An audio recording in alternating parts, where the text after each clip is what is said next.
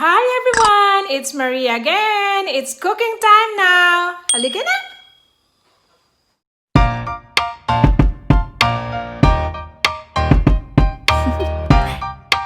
Do you want to know?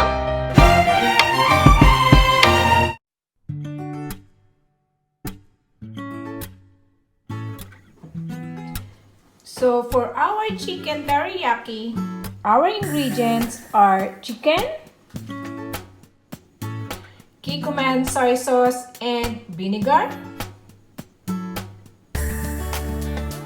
teriyaki sauce and sugar, black ground pepper and sesame seeds for garnishing, 2 tablespoons cooking oil, mix the ingredients, vinegar,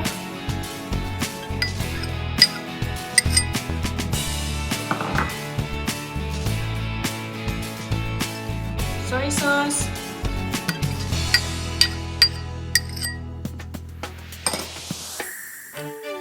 sugar, and black ground pepper. Then mix them thoroughly. Now we can add the chicken and marinate for 30 minutes.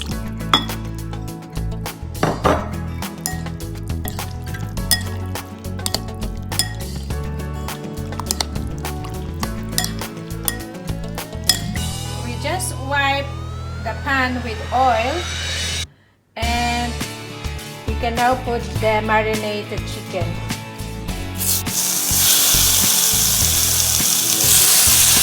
In low heat.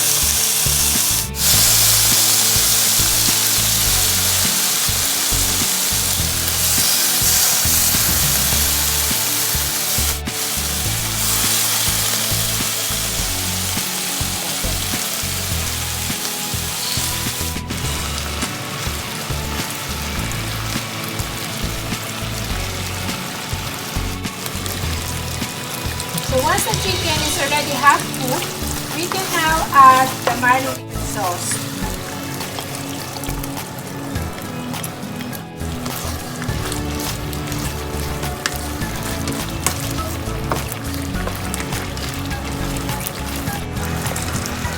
Until the sauce gets thickened. And then now we can add the teriyaki sauce.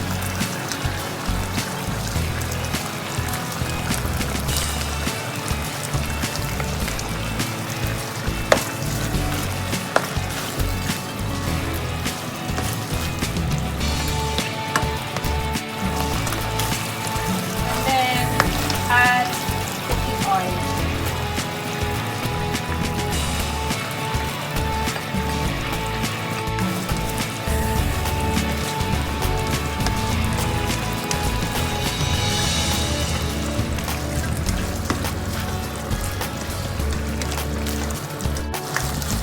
So once the sauce is already reduced, it means it's already cooked. And ready for serving.